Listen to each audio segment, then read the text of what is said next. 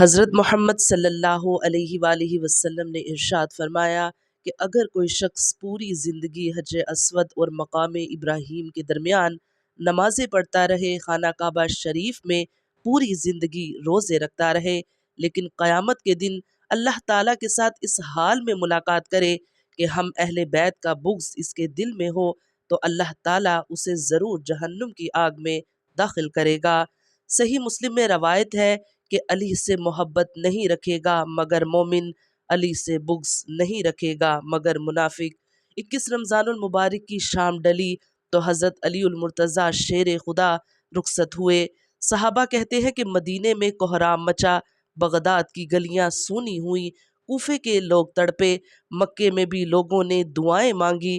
وہ سورج اس انداز سے دنیا سے گیا کہ اس کی روشنی قیامت تک باقی رہے گی، اس کا اجالا قیامت تک چمکتا رہے گا۔ حضرت علی کا نام آج خودداری کی علامت ہے، حضرت علی کا نام ایمان کی علامت ہے۔